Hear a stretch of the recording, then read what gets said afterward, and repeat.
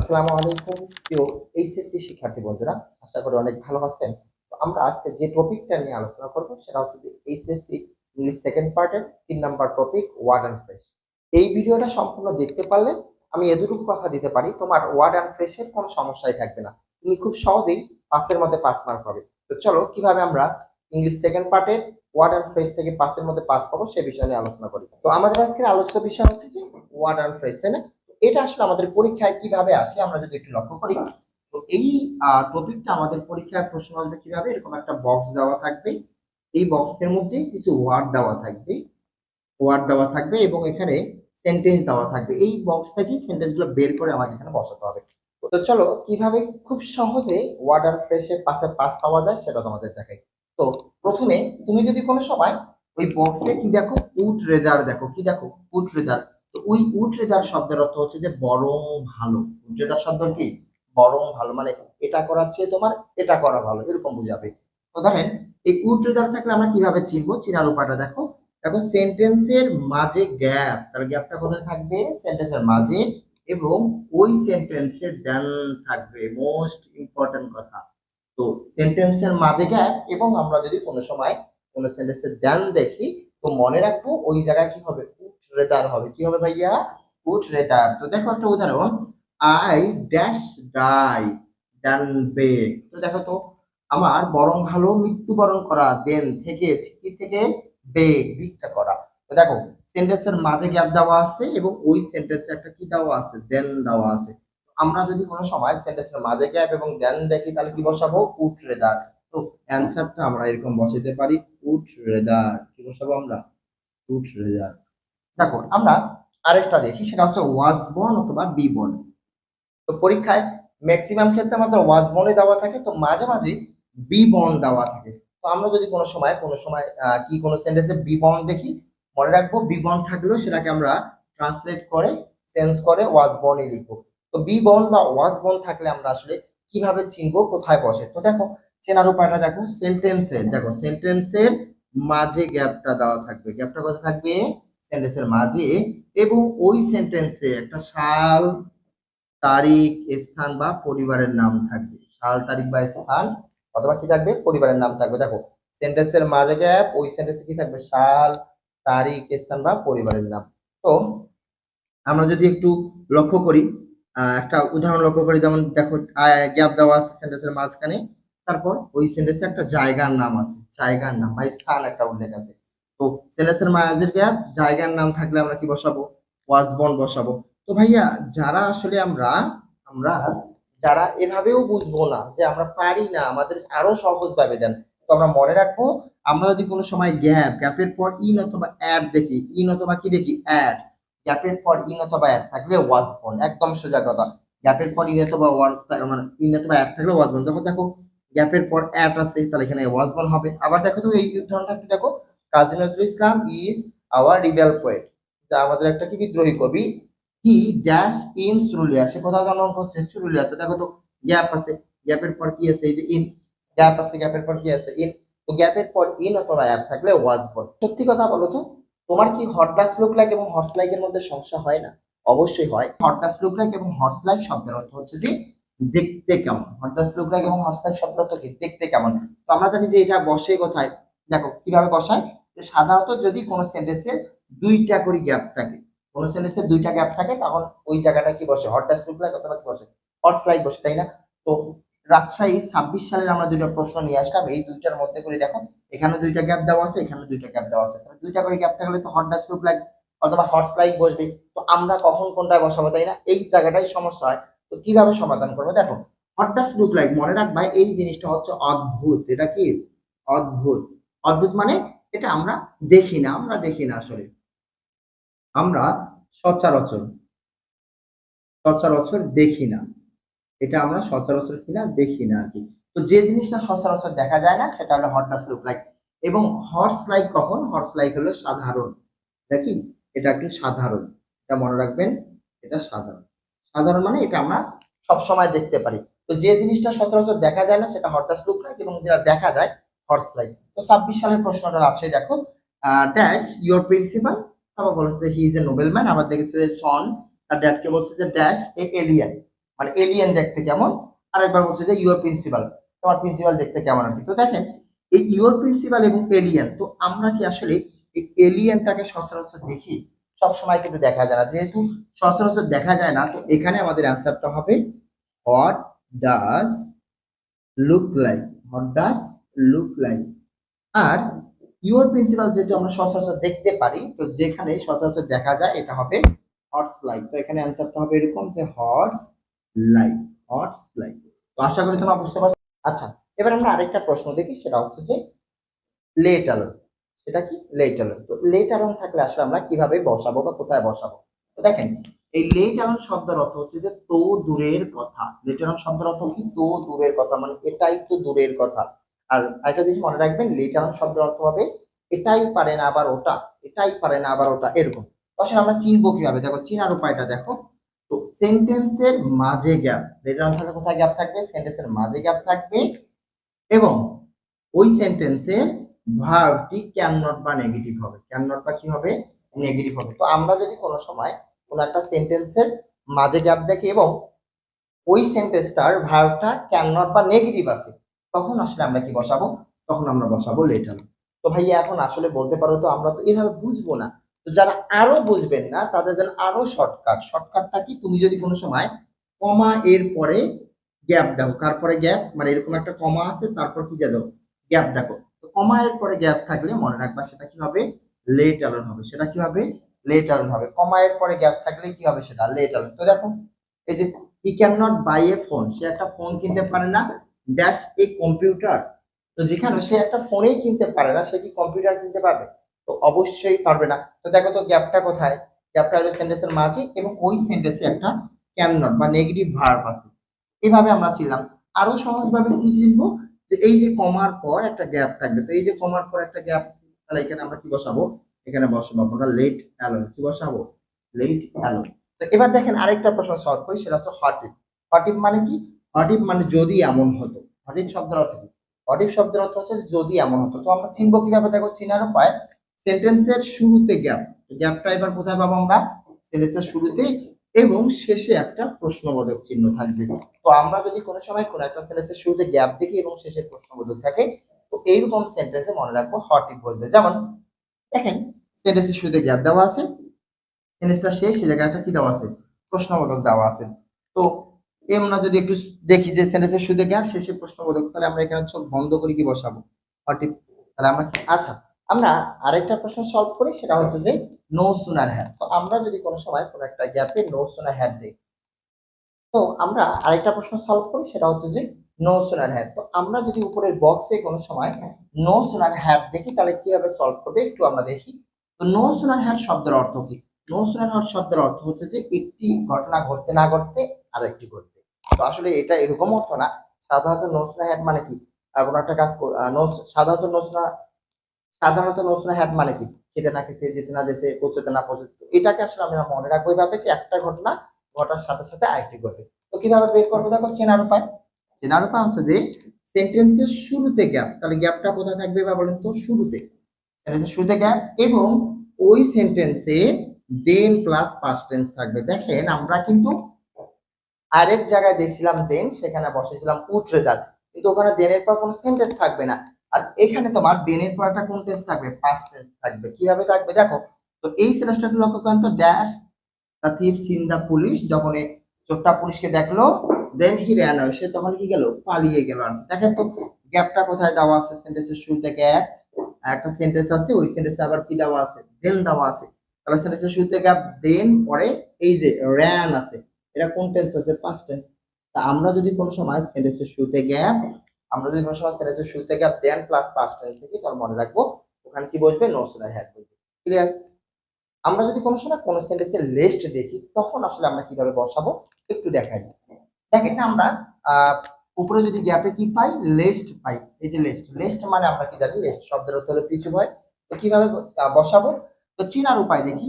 List যদি কোনো সময় কোনো সেন্টেন্সে থাকে, তাহলে মনে রাখবেন সেন্টেন্সের মাঝে গ্যাপ থাকবে। কোথায় গ্যাপ? সেন্টেন্সের মাঝে গ্যাপ, এবং ওই সেন্টেন্সে শুড অথবা মাইট থাকবে। শুড অথবা কি থাকবে? মাইট। অর্থাৎ গ্যাপের পর শুড অথবা মাইট। তো গ্যাপের পর শুড অথবা যদি আমরা মাইট খুঁজে পাই, তখন মনে রাখবো ওই জায়গায় কি বসবে? লিস্ট বলবে। চলেন উদাহরণ দেখি। যেমন হি রিডস মোর, সে অধিক পড়ে। দেখেন তো গ্যাপটা কোথায় দেওয়া আছে? সেন্টেন্সের মাঝে। ওই সেন্টেন্সে দেখেন কি দেওয়া আছে? শুড দেওয়া আছে। তো যদি আমরা সেন্টেন্সের মাঝে গ্যাপ এবং শুড পাই তাহলে বসাবো লিস্ট। আবার এখানে দেখেন রিমা স্টাডি হার্ড, দেখেন আবার গ্যাপটা কোথায় দেওয়া আছে? সেন্টেন্সের মাঝে গ্যাপ, আবার ওই সেন্টেন্সে একটা কি দেওয়া আছে? শুড দেওয়া আছে। তাহলে এরকম আমরা যদি কোনো সময় সেন্টেন্সের মাঝে গ্যাপ এবং শুড পাই তাহলে মনে রাখবো ওই জায়গায় কি বলবে? লিস্ট বলবে। আচ্ছা, আমরা আরেকটা নিয়ম দেখবো, সেটা হলো অ্যাজ ইফ অথবা অ্যাজ দো। তো as if R as though থাকলে আমরা আসলে কিভাবে বের করব? দেখেন এই অ্যাজ ইফ এবং অ্যাজ দো এর শব্দের অর্থ হচ্ছে যে জেন। শব্দের অর্থ কি? জেন। তো আমরা কিভাবে বের করব? চেনার উপায়টা দেখি। সাধারণত as if R as though থাকলে সেন্টেন্সের মাঝে গ্যাপ থাকবে। গ্যাপটা কোথায় থাকবে? সেন্টেন্সের মাঝে গ্যাপ। তাহলে এরকম মাঝে গ্যাপ থাকবে, গ্যাপের পরে ওয়্যার থাকবে। কি থাকবে? ওয়্যার। সেন্টেন্সের মাঝের গ্যাপ, গ্যাপের পর কি থাকতে পারে?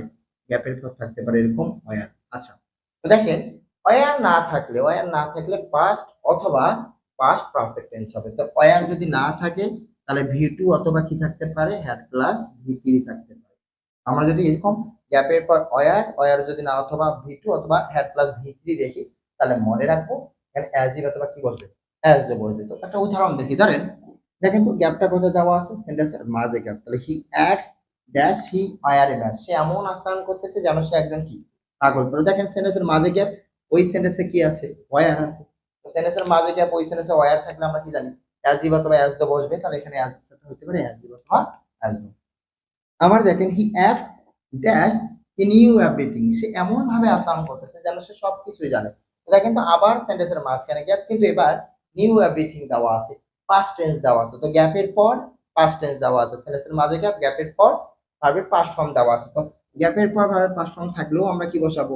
অ্যাজ ইফ অথবা অ্যাজ দো বসাবো। তারপরটা দেখেন he pretended dash he had known everything. তো he pretended dash he had known everything, অর্থাৎ সে এমন ভাবে ভান করতেছে যেন সে সবকিছু জানে। তো আবার দেখেন দুইটা সেন্টেন্সের মাঝে গ্যাপ, গ্যাপের পর এখানে হ্যাড প্লাস ভি থ্রি আছে, মানে পাস্ট পারফেক্ট টেন্স আছে। তো সেন্টেন্সের মাঝে গ্যাপ, গ্যাপের পর ভার্ব ভি থ্রি থাকলেও আমরা মনে রাখবো এখানে অ্যাজ ইফ অথবা কি বসবে? অ্যাজ বসবে। খুব সহজ ভাইয়া, এভাবে যে কোনো আমরা প্রশ্ন সলভ করতে পারবো। আচ্ছা, এবার আমরা আরেকটা প্রশ্ন দেখি, সেটা হচ্ছে যে horse it like. Horse it like, তো হর্স ইট লাইক কি? এর অর্থ হচ্ছে যে এটা কেমন। আমরা hot does look like, horse like, horse it like প্রায় একই রকম অর্থ, এটা দেখতে কেমন আর কি এরকম। তো দেখেন এটা আসলে আমরা কিভাবে বের করবো বা কোথায় লিখবো? তো চিনার উপায়টা দেখি আমরা। চিনার উপায় হলো সেন্টেন্সের শুরুতে গ্যাপ। কোথায় গ্যাপ? সেন্টেন্সের শুরুতে গ্যাপ এবং গ্যাপের পরে ভার্ব প্লাস আইএনজি এবং শেষে কি থাকবে? প্রশ্নবোধক থাকবে। তাহলে সেন্টেন্সের শুরুতে গ্যাপ, গ্যাপের পর ভার্ব প্লাস আইএনজি এবং শেষে যদি কি থাকে? প্রশ্নবোধক চিহ্ন থাকে, তাহলে মনে রাখো ওখানে কি হবে? হর্স ইট লাইক হবে। তো একটা উদাহরণ দেখি, দেখো কোথায় দেওয়া আছে? সেন্টেন্সের শুরুতে গ্যাপ দেওয়া আছে, গ্যাপের পর সুইমিং ভার্ব প্লাস কি আছে? আইএনজি আছে এবং সবার শেষে একটা কি দেওয়া আছে? প্রশ্নবোধক। তো সেন্টেন্সের শুরুতে গ্যাপ, গ্যাপের পর ভার্ব প্লাস আইএনজি এবং প্রশ্নবোধক থাকলে হর্স ইট লাইক হবে। আচ্ছা, এখন আমরা আরেকটা প্রশ্ন দেখবো, সেটা হচ্ছে as soon as. As soon as থাকলে আসলে তুমি কিভাবে সলভ করবে দেখাই একটু। অ্যাজ সুন অ্যাজ থাকলে কিভাবে সলভ করবে? চিনার উপায়টা আমরা দেখি। চিনার উপায় কি? অ্যাজ সুন অ্যাজ থাকলে সেন্টেন্সের শুরুতে অথবা মাঝে গ্যাপ থাকবে। শুরুতে অথবা কি থাকবে? মাঝে গ্যাপ থাকবে। তো মনে রাখবো যে মাঝে বেশি থাকে। কোথায় গ্যাপটা বেশি থাকে? মাঝে গ্যাপটা বেশি থাকে। এবং একটা ঘটনা ঘটার সাথে সাথে আরেকটি ঘটবে। অর্থাৎ অ্যাজ সুন অ্যাজ থাকলে তোমার দুইটা সেন্টেন্স থাকবে, আর দুই সেন্টেন্সের মাঝে বেশিরভাগ সময় গ্যাপ থাকে, একটা ঘটার সাথে সাথে আরেকটি ঘটবে। এখানে আরেকটু নোট মনে রাখবা। তো বেশিরভাগ ক্ষেত্রে দুইটা সেন্টেন্স যেহেতু থাকবে, দুইটা সেন্টেন্সে তোমার কোন টেন্স থাকবে? পাস্ট টেন্স থাকবে। দুইটা সেন্টেন্সে তোমার কি থাকবে? পাস্ট টেন্স থাকবে। এবং কোথাও যদি তুমি পসিবল লেখা দেখো, তবুও তোমাকে সেখানে কি বসাতে হবে? অ্যাজ সুন অ্যাজ বসাতে হবে। চলো উদাহরণ দেখি।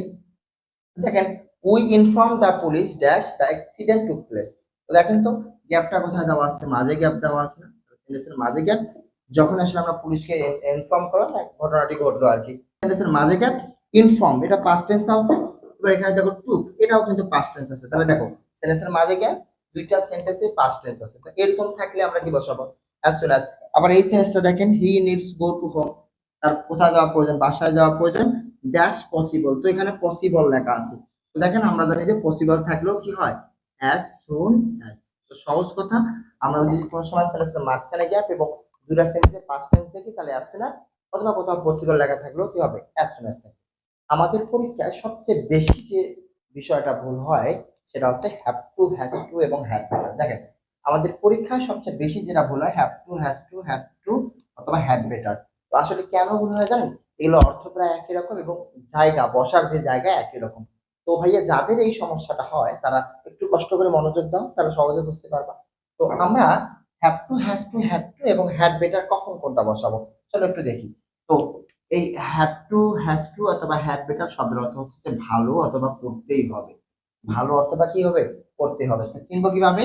চিনবো হচ্ছে সেন্টেন্সের মাঝে গ্যাপ, গ্যাপের পরে ভার্বের বেস ফর্ম থাকবে, তাহলে সেন্টেন্সের মাঝে গ্যাপ, তাহলে এরকম গ্যাপ থাকবে, গ্যাপের পর ভার্বের বেস ফর্ম থাকবে। তারপর দেখেন তো হ্যাড বেটার, হ্যাড বেটার মানে উচিত বা ভালো, হ্যাড বেটার মানে উচিত বা ভালো, চিনার উপায় ওই একই, অর্থাৎ এটার চিনার উপায় এবং এটার চিনার উপায় একই রকম। আসলে এই জায়গাটায় ভুল হয়, কখন কোনটা বসাবো না, কখন কোনটা আসলে বসাবো। তো তোমাকে একটা ট্রিক্স দেই আমি, কিভাবে মনে রাখবা।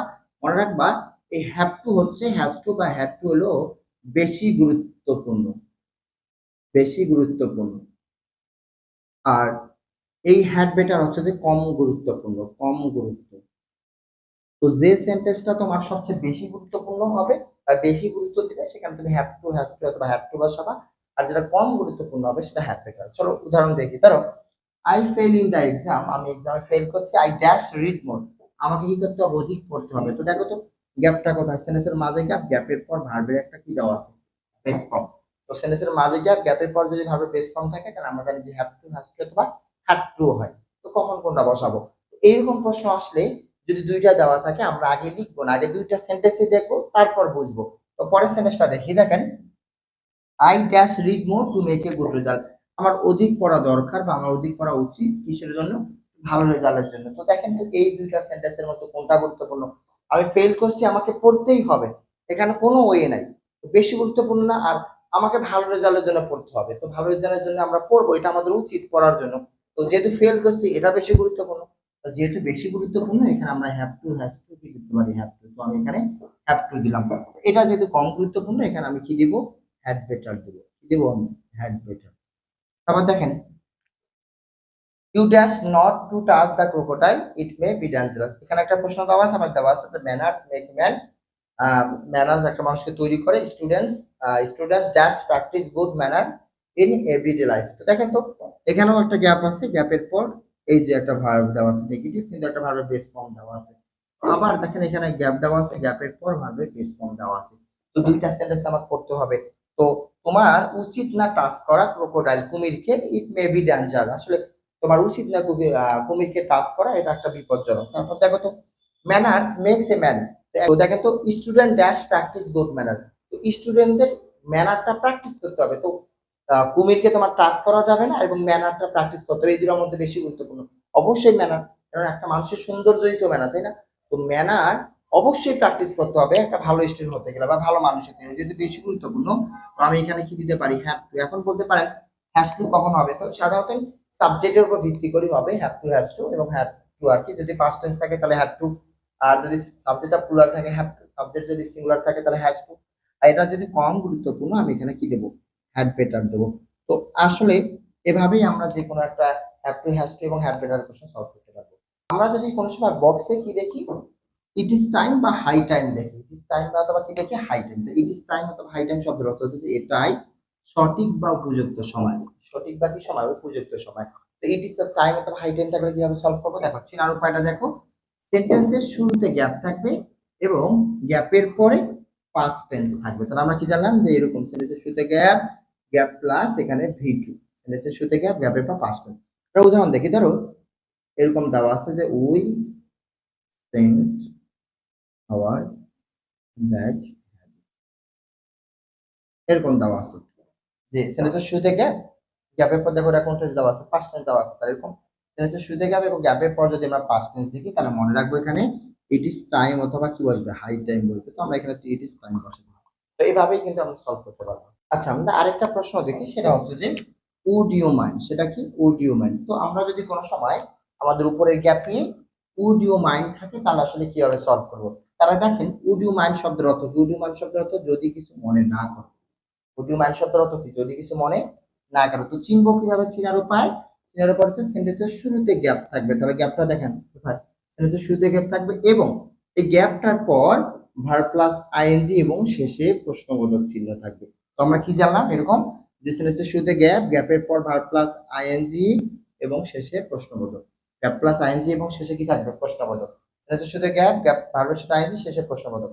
এটা কিন্তু প্রথম সেন্টেন্সটা শুরুতে গ্যাপ, গ্যাপের পর কি আছে? ভার্ব প্লাস আইএনজি এবং শেষে কি আছে?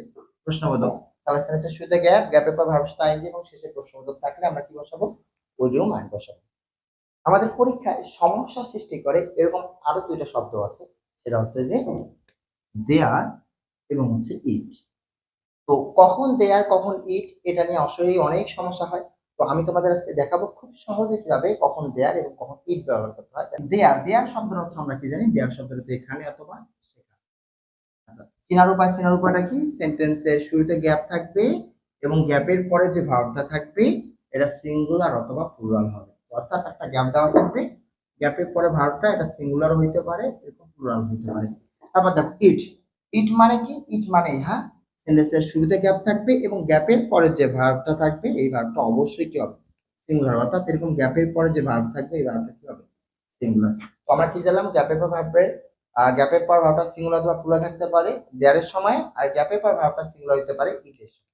তো আসলে সমস্যাটা কোথায় হয়? সমস্যাটা হয় যখন দুইটাই সিঙ্গুলার দেওয়া থাকে বা এমন ভাবে দিছি সেন্টেন্সটা আমরা বুঝতে পারি না যখন, তো তখন আসলে আমরা, তো সমস্যাটা কোথায় হয়? সমস্যাটা হয়তো, তো সমস্যাটা কোথায় হয়? সমস্যা হয় প্রশ্নটা সলভ করার ক্ষেত্রে। তো কিভাবে আসলে প্রশ্নটা আমরা সলভ করবো একটু দেখি। তো ধরেন এই দেয়ার, দেয়ার আপনি কখন বসাবেন? তো দেয়ার মূলত বসবে যদি সময় বোঝালে, সময়, তারপর স্থান, যদি কোনো সময় কোনো সেন্টেন্স দ্বারা সময় বা স্থান বোঝায় তখন আমরা বসাবো দেয়ার। আবার ইট কখন বসাবেন? ইট দ্বারা কোনো একটা বিষয় বোঝাবে। কি বোঝাবে? বিষয় বোঝাবে। মাঝে মাঝে সময় থাকে কিন্তু ম্যাক্সিমাম ক্ষেত্রে কি বোঝাবে? বিষয় বোঝাবে। তো আমরা একটু যদি লক্ষ্য করি, দেখো dash was A time when people use to travel on foot. একটা সময় ছিল যখন মানুষ কি করতো? পায়ে হেঁটে ট্রাভেল করতো। তারপর দেখেন dash is only early in the morning when we get pressure. অর্থাৎ শুধুমাত্র সকালবেলায় আমরা কি পাই? পরিষ্কার বাতাস পাই। তো দেখেন এই যে গ্যাপের পর, গ্যাপের পর ভার্ব আছে, আবার গ্যাপের পর ভার্ব আছে। তো গ্যাপের পর ভার্ব থাকলে আমরা জানি দেয়ারও বসতে পারে, ইটও বসতে পারে। তাহলে কখন কোনটা, তাই না? তো দেখেন তো ড্যাশ ওয়াজ এ টাইম একটা সময় বুঝাইছে কিনা? তো দেয়ার থাকলে কি হবে? যে সময় বুঝাবে। তো সময় বুঝালে আমরা কি বলতে পারি এখানে? তাহলে এখানে আমরা লিখতে পারি হোয়েন। সময় বুঝালে আমরা কি লিখতে পারি? সময় বুঝালে আমরা লিখতে পারি দেয়ার। কি লিখতে পারি? There. Dash is only early in the morning. তো দেখেন তো dash is only early in the morning এটা শুধুমাত্র সকালকে বুঝাইছে। তাহলে dash is only in the morning, তো early in the morning, early in the morning এটা বিষয় না? মর্নিং কে বুঝাইছে যে শুধু সকালবেলায় আমরা কি পাই? বাতাস পাই। তাহলে সকালবেলা একটা কি? সকালবেলায় আমরা বাতাস পাই। তো দেখেন তো সকালবেলা কি একটা বিষয় না? তো বিষয় বুঝালে আমরা কি বসাইতে পারি? ইট বসাইতে পারি। কি বসাইতে পারি? ইট। তারপর দেখেন ওয়ান্স ড্যাশ লিভ, একটা জিনিস মনে রাখবো, এই লিফট ভার্বটা যদি আমরা কোন সময় কোন একটা সেন্টেন্সে পাই, লিফট ভার্বটা যদি কোন সময় পাই, তো মনে রাখবো ওখানে দেয়ার হবে। কি হবে? দেয়ার। আমরা মনে রাখবো লিফট ভার্ব, এই লিফট ভার্ব থাকলেও কি হবে? দেয়ার হবে। তো এই হচ্ছে যে দেয়ার এবং ইটের হচ্ছে যে কাহিনী।